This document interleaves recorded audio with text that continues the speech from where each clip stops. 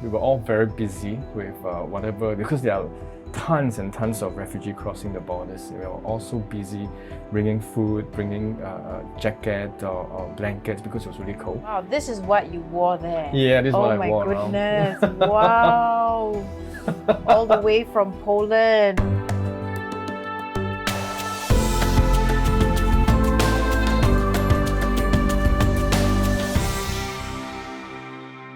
Hello and welcome to SG Now. I'm Sharda Harrison. Good to be back in the studio with you today. We have a really exciting topic that I can't wait to discuss. But first and foremost, hi Carson. Hello. Yeah, and how have you been? I've been busy. Doing a lot of videos.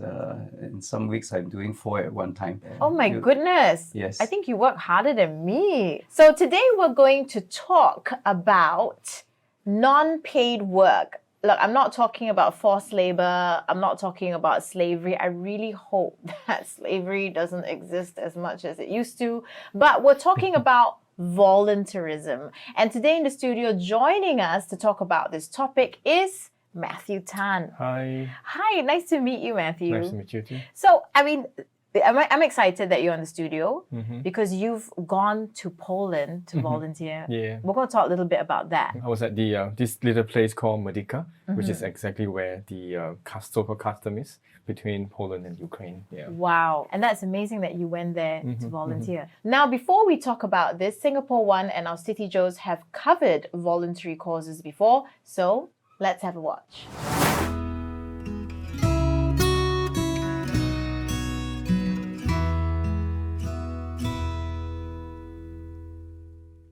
What is it like to serve people on the last phase of their life?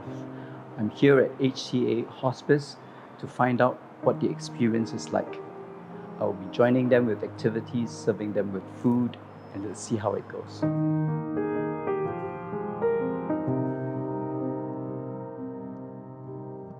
A hospice focuses on the care, comfort, and quality of life of a person with a serious illness approaching the end of life.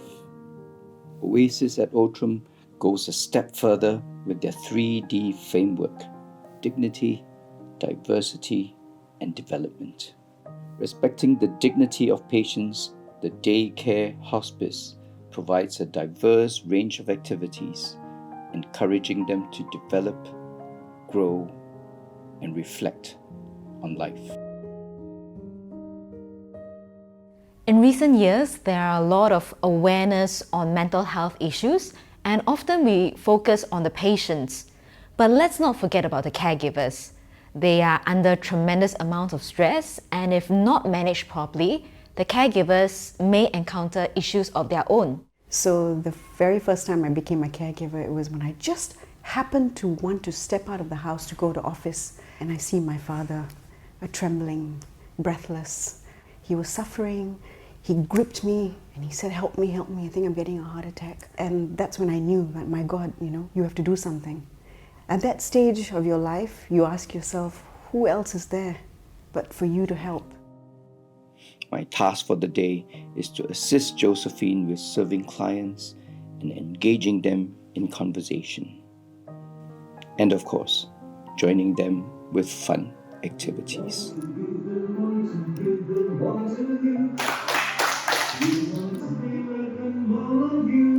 When you go into a low road of the downward spiral and you let stress take over you, you will first hit the cognitive level of confusion and then you spiral right down.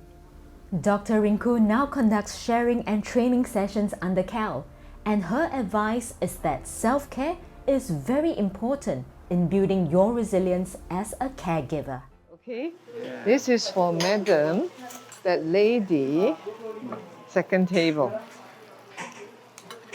Yeah, that's right. Okay, it's special diet. Who do I give this to? Her name is Irene.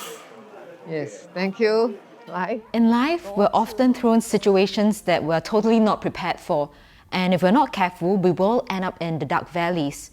The important thing is, if we do end up there, how do we bounce back up? So for caregivers out there, if you find yourself in such a situation, or even before that, do come to Cal and seek out the support that you need. I have mixed feelings right now. It was so enjoyable to serve the clients, to see their happy faces. But it's also really tough to know that most of them will be leaving us soon. And this is the experience at hospice, right? But I'm so thankful to be able to contribute to their happiness. So Carson, that's a very, very touching video. When I first heard hospice, I didn't know what the hospice really was until I did my research, you know. I had that fear when I went in, but actually these guys made it very easy. They were the ones who smiled at me first. You know, they're the ones who actually brought the cheer into my heart. Why did you have that initial fear? Was it because you knew that they were coming to the end of their lives? Yes, I would have imagined that people who are approaching end of life, they will be very grumpy and they, you know, having this fear of the unknown of what's the other side. But then when I was there, I didn't feel that. Perhaps it was the way Oasis is run. Yes, I think the Oasis staff are doing a wonderful job with them. You know, that we're talking about that thin line between, you know, living and dying. Matthew, you volunteered on the border of Ukraine and you were in Poland. So what was that journey like for you? Well, it was pretty scary because when I went there, I didn't really plan for it because the war was going on and everything was escalating. So when I went there, I went with a very unknown, with a lot of question marks because I don't even know which organization or NGOs will I be so-called attached to. I have no idea where I'm going to stay. I have no idea what is going on. So you were there for how long? 2 months. You were there for 2 months and you knew that the war was going on. You knew you were going to go there to work with refugees coming across the border. Wow, so it's like a leap of faith that brought you there. I actually thought this guy is, not quite right, you know, because not quite right. Yeah, because I discovered that he's a family man. He's got a wife and kids at home. I have wife and kids at home. I wouldn't dream of going to a war zone. It's really heartening to know that he actually asked for their blessings before he went. Yeah. What drove you to volunteer? Well, I really think it's because I think it's a passion for soul or for life. I think I appreciate life. I came from a very broken family, and when I look at the people, the faces of these Ukrainians when this war started, what I saw was that hopelessness that they have when this thing happened, and I just thought I really want to go and bring a little sparkle of hope. I think we were all very busy with whatever, because there are tons and tons of refugees crossing the borders. We were also busy bringing food, bringing a jacket or blankets because it was really cold. I'm very inspired. And by you too, Carson. Like what drives one to volunteer? Why are you working with people who are at the end of their life, which is something very difficult for a lot of us to do because we're faced with our own lives? I think I look at my own life, I feel very blessed. So when I have the luxury of time, I will tell myself, you know, what can I do with it? How can I make somebody happy with this time? You know, which is exactly why I do magic. It's really fun, right? When you see the kids screaming and shouting, you know, and it's a fun thing. And surprisingly, you get the similar reaction with the old folks. It's funny, you know, when you try to bring joy to them, and they actually, it also bounces back by the number of people that are there. And I think that really makes me feel good. So in a sense that I don't really have to do very much to bring joy to them. So when I was volunteering at Jalan Batu, you know, these old folks, they are in their 70s, 80s. The oldest was in his 90s. And they all call me coach, you know, because I was coaching them lawn bowling. But they really treated me like their son. And then you realize that they actually have their own family. And some of them have families that don't visit them anymore. I was volunteering at Hca Hospice, but with the children who had cancer. Some of them terminal, some of them not. And there was this boy who at that time was actually older than me. And we became quite close because I would go visit all the time. And then he passed away. And I remember that being very difficult for me to understand. I understood it intellectually, but emotionally it was very difficult for me to just let go and you know, because it reminded me, Carson, what you said. He treated me like a younger sister. He was very loving, and you just wonder who's taking care of who, right? Yeah. You go to the volunteer to help someone, but they ended up taking such good care of you that you almost feel like you're going there to be nursed by them and their spirit. So there are highs and lows with volunteering. I mean, according to the individual giving study released by National Volunteer and Philanthropy Center, there was a drop in volunteering in 2021. So, I mean, Carson, how do you feel? Do you think that COVID has changed things for volunteers? So I have a group of magicians. You know, we're a group of friends. I'm the youngest, by the way. So they are in their 60s and 70s. We used to volunteer quite regularly, probably about once a month, you know, to go to some center and do magic, right? And when COVID came, and it's like, wow, you know, and we all felt a bit uneasy. So we actually came up with the idea of doing a magic video. And so we got a YouTube video up and sent it to this particular home, and they're watching us, you know, in YouTube. So I'm so proud of them. Yeah, you know, to you know, you don't just say, oh, there's COVID and we can't perform. Yeah. Yeah, but we did whatever was necessary. But what do you think are some of the, you know, barriers that COVID-19 has caused in the change of how we volunteer? And were there any restrictions on the ground? The only fear, I think, even as a volunteer, my only concern was if I were to contract it, the COVID, while on the plane there, will I end up affecting the work there? So that was the only concern. In this case, yeah. Yeah. In terms of like the longevity or how long that you both were volunteering at these places, so if we were to talk about voluntary burnout, because some of the articles I've been reading is like during COVID, the restrictions were really chalat, right? It's like, I want to reach out to you, but I can't. I want to go about this the way I'm used to, but tak boleh, right?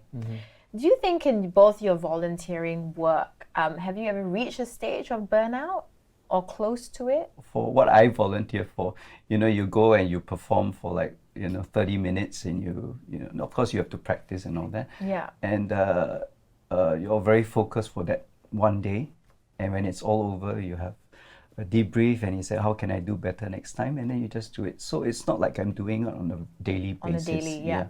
Personally, well, for this particular trip, I was only there for 2 months. So I think it's too short for me to have burnout. But on the other hand, personally, I always tend to go away. Not even when I'm not volunteering, when I'm overwhelmed with work, I always choose to spend a day or two just quiet, go away, so that I can, you know, be revitalized again. And having been a caregiver myself, I'm very passionate actually about caregiver burnout. And I remember hitting this point where I was just alone, hungry and angry. And I knew when I hit that point that, like you said, I just had to take a walk in the park or go to the beach. It's not easy, isn't it? Like people that take this on full time, I'm wondering when they hit that wall and how they recover and recuperate and then come back to it. I would say that if I really couldn't make it, if my heart wasn't right, the other team members will go ahead and do the magic. Like everything, you really prepare for it. Like, you know, when I was distributing household necessities, you know, you just frame yourself and say, okay, I'm going to do this for 4 hours, and this so and so is going to help me, and you just do it. They also used to have a lot more volunteers, and you know, it's distributed a lot amongst many people. But when they had less, then okay, we just do a bit more. Thank you for that. And what about you, Matthew? What are some of the challenges you faced out there in Poland? Well, one of the main thing is language, because most of the Ukrainian, they don't speak English, especially those from rural area. So I was having a hard time trying to communicate with them.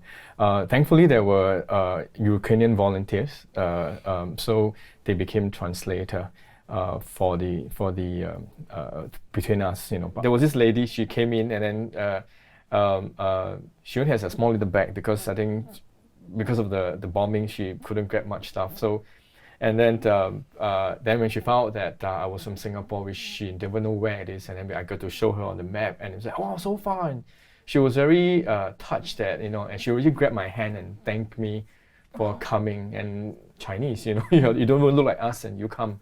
Actually, it brought tears to my eyes when I see some of these old people carrying really, really heavy luggages or even bags because they don't have luggage. It just break your heart because you know that they have traveled miles and far away and queuing for so long just to cross the border, and yet into an unknown area. We talked about what drives you to volunteer, but as much as that feeling drives you, but there's also this thin line that it breaks your heart as well. Seeing what you see out there at the border, in the hospice, in the old folks' homes, it can break your heart. Mm-hmm. So why do you do this gamble? For me, I keep telling myself, there are things that I can do. The little that I can do can actually bring joy to a person. And the regret would be if I didn't do it and the person passes on, I would have lost that opportunity to sing that song to that person. I would have lost the opportunity to bring a smile just by making a rose appear. It's not a difficult act. You may get more challenging emotional stuff, but okay, this guy is gonna die, so how? Just do it. Just do it. Like Carson, I think to me it's to see a smile in all these people who are broken-hearted or hopeless. I think one of the worst thing for anybody is whereby you live your life without any hope. In this case, when I look at all these Ukrainian refugees, many of them, their home are gone because of the bombs and stuff like that. So most of them came out from Ukraine without any hope. And I'm gonna start crying.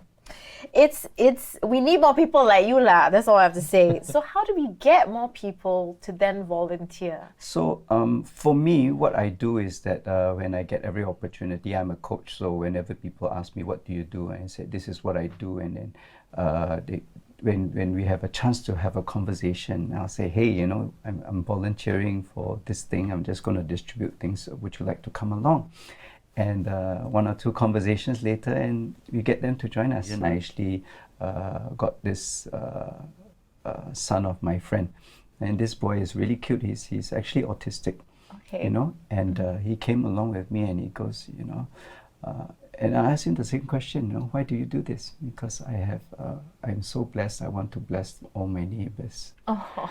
Yeah, I think I agree with Carson, because I think. School program especially, if the school, if schools they regularly have such program going to homes or orphanages or whatever, or even for my daughter's case, the church group, they actually go over to Batam. This was before COVID. They went over to Batam to the orphanages and stuff like that. It does help them to realize and recognize that there are people that are in some sense less fortunate than we here in Singapore. So I see that you've got some items on the table. Was that what you had to wear in Poland? Yeah, actually the volunteers, we need to register ourselves at the so-called borders registration to make sure that we are all genuine volunteers, because we're supposed to give our passport and stuff like that, because sad to say they were fake volunteers. Oh. Can I take a look at it? Sure, yeah. So wow, this is what you wore there. Yeah, this is what I wore. Oh my goodness, wow. All the way from Poland. It's amazing. It's obviously very bright. It has to be, right? Yeah. And then to prove that you were a volunteer, you had to wear... Yeah, you had to register, ourselves, and they will print up your photos and these badges and blah, blah, blah. I see. And it says Operation Blessing. Oh yeah, I joined to a particular NGO that calls Operation Blessings. Operation Blessing. Yeah. And they even have a QR code. Oh, this is what I did for myself, just in case if anything happened to me, they know that I put my details like my blood group and blah blah blah, and the contacts of my family, just in case. So wait, hang on. So you were looking out for yourself, but you also at the back of your mind knew that what if you don't come back?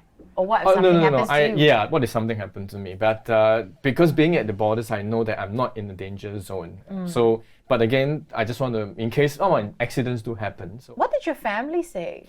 Oh, they were supportive. I mean, this is not the first time I go. This is not the first time I volunteer for. I even went to AIDS village in China, where everybody has AIDS. Yeah, and then went to the mountains, left behind children, and refugee camp in Myanmar and stuff like that. But I really admire him because his volunteering is really totally going out of a comfort zone.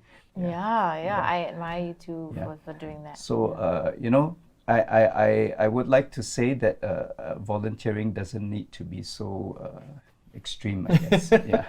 I think what matters to me most is to live my life, to live it well. If anything were to happen to me, they know that my dad or my husband did something that maximize his life to the fullest. I just want to be an inspiration to my daughter, to my kids. A very real, powerful conversation that we've had today, which has really sort of reminded me about how important it is to volunteer and how it can really shift your whole being by volunteering. Of course, the people that you're volunteering with as well as that energy and flow and connection. And I really hope that if you have any comments or you feel compelled to leave any comments, please leave them in the comments section. We're always wanting to hear what you have to say. If you enjoyed this video, please don't forget to like, share, and subscribe. Also hit the bell for notification. We're also selling our NFTs, all right? So if you'd like to buy Carson in digital form, he's up and available for sale. Please go and buy him, and you'll definitely be supporting Singapore One and supporting SG Now by doing so. So go out and get them. Well, that's all we have for today. I'm Sharda Harrison. It's been lovely to be with Carson and Matthew in the studio here today, and we'll see you soon. Bye-bye.